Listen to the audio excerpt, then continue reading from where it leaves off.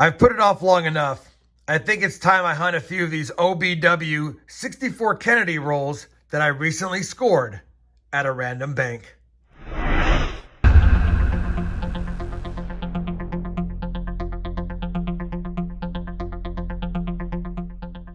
Hey everyone, it's Rob Finds Treasure. Welcome back to my channel. As many of you saw on my recent live stream, I was able and fortunate enough to score 6 what I believe are OBW, which is original bank wrapped rolls of 64 Kennedys. Now, I don't know if they're original bank wrapped or not. All I know is I stopped by a bank to go ahead and pick up some pennies. I've been getting a lot of uncirculated penny boxes lately, so I stopped by a random bank and popped in and said, can I buy a penny box? They went ahead and were going to get me a penny box, and while they were at it, I just happened to ask the simple question, do you also have any half dollars I could buy? I'll take whatever you got. She said that she had 6 rolls that were recently turned in by a customer, and I said I would take them. I did not know that she would bring me these beauties. Now, the reason why I think they might be OBW, original bank wrapped rolls, is all the end coins have some significant toning.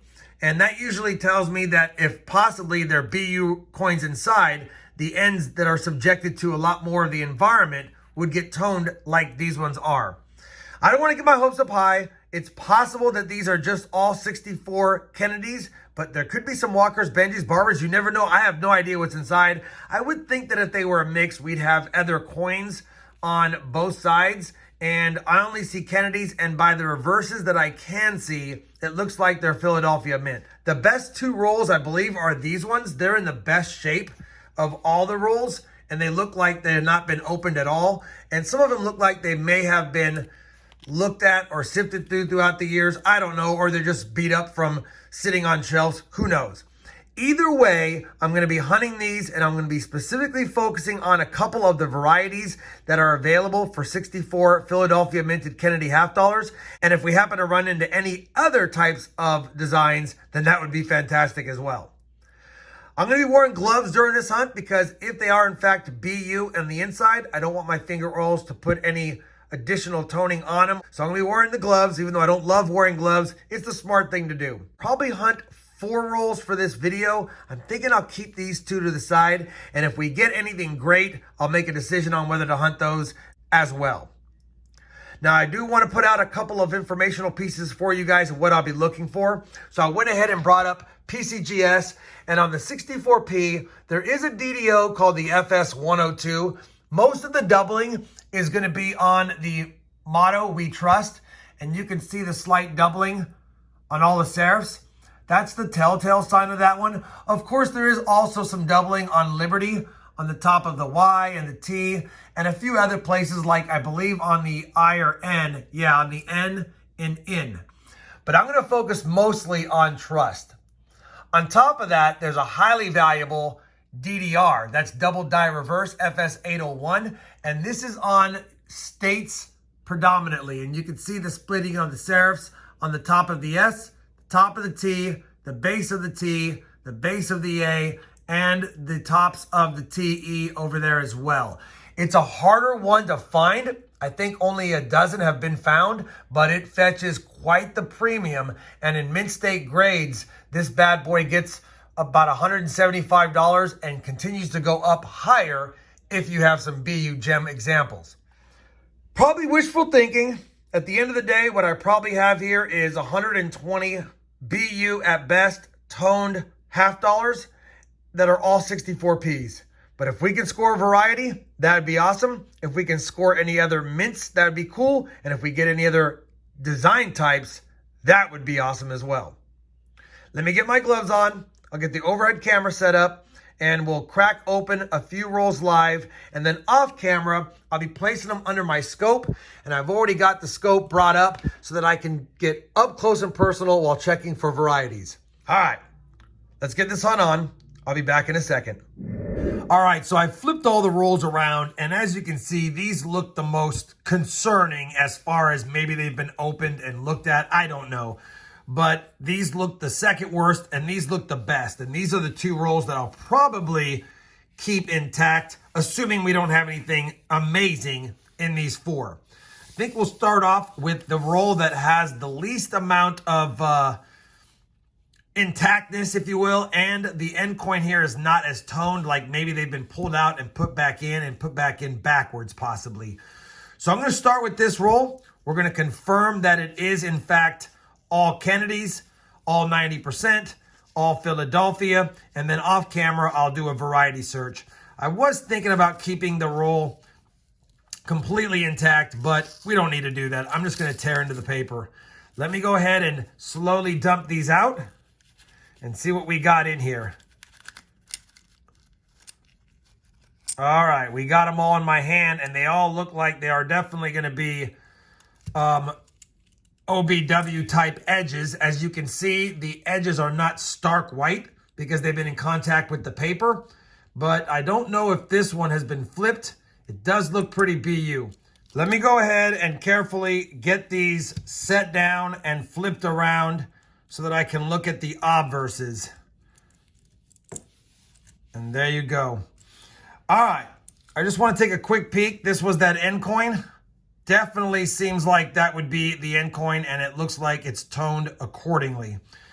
It looks like at quick glance that these are all 64 Kennedys, and I believe they're all going to be 64 Kennedy Philadelphias from what I'm seeing. I'm just going to set them around and see if we have the other ender in here by any chance. I'm going to leave them obverse facing because I want to be able to check the obverse under the scope. But I don't see the second ender yet. I will check all the faces first, and then I'll go back and check any of the reverses.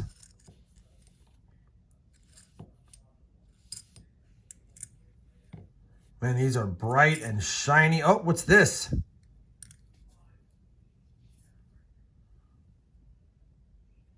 Got some kind of damage on this one. That's odd. I'll have to take a look at that scoping. It looks like a lamination error almost, but I'll take a look at that later. Oh, and there's the other end.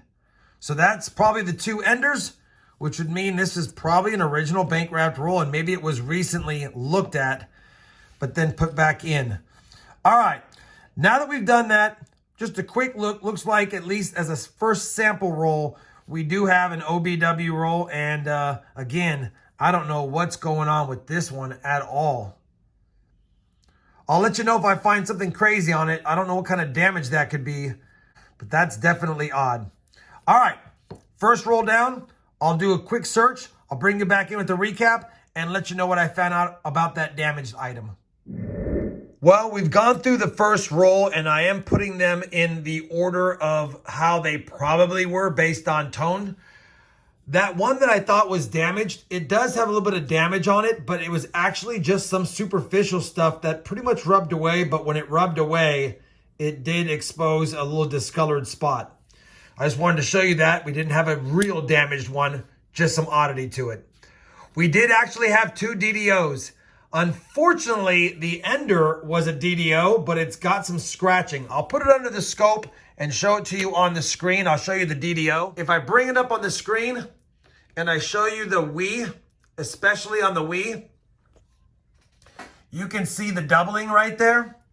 And if I slide it over, you also can see the doubling at the base of the R and on the U. And if I bring it up to the Y, you can see the splitting on that serif as well.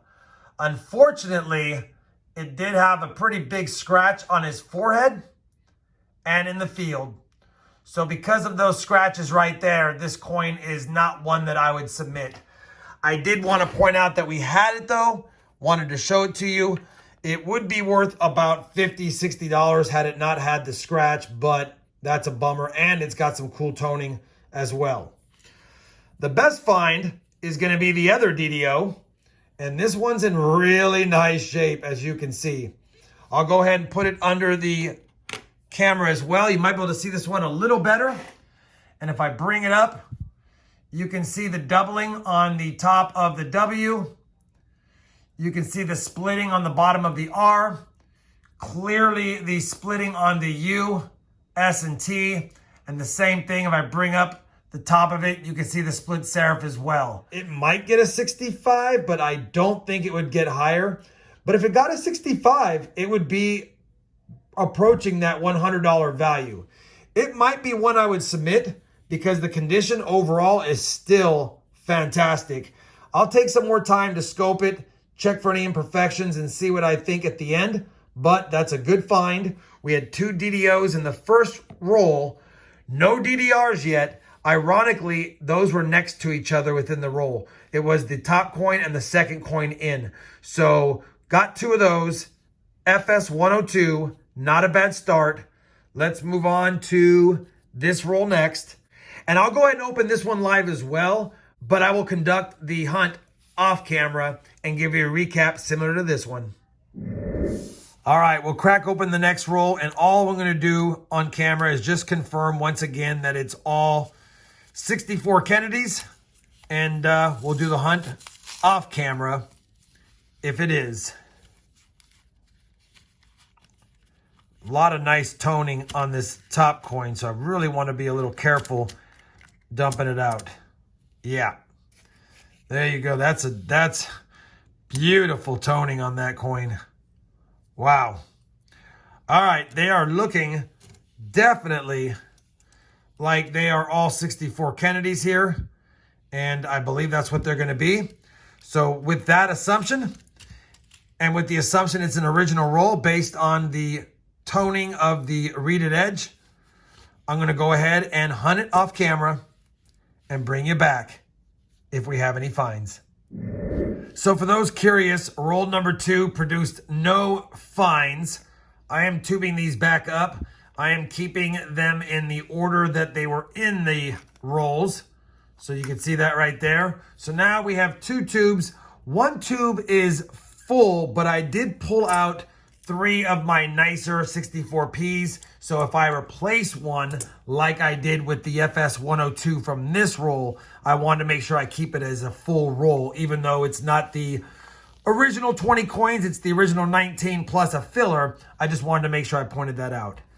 I'm going to open up 2 more rolls. I'll give you a recap after each one. I do think I'm going to keep these 2 intact. I do like keeping OBW rolls intact when possible, but these are a little bit loose, and it'd be nice just to open them up and take a look inside anyway.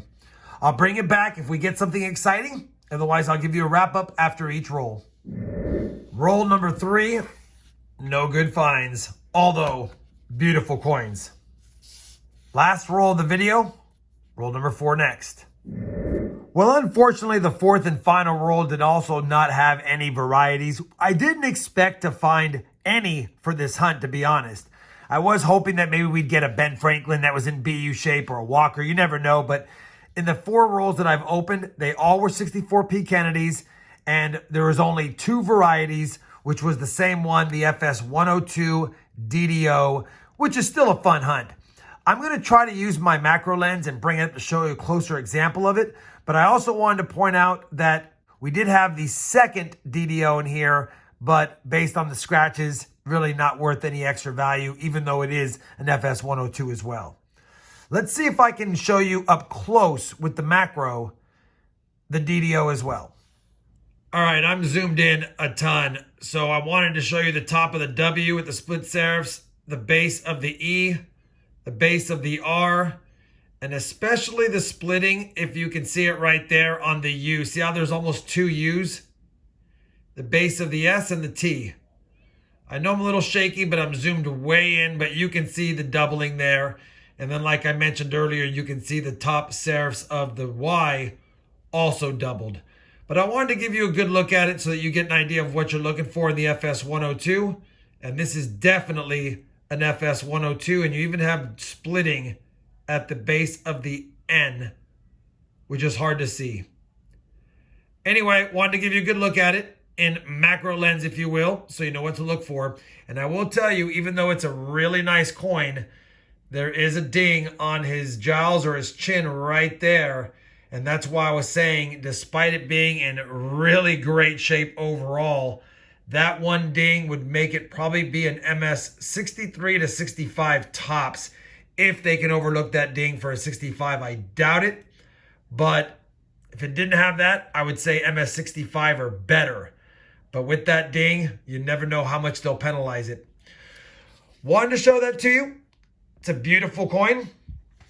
Happy to add it to my collection, and I might consider submitting it and see what we get on a future submission video.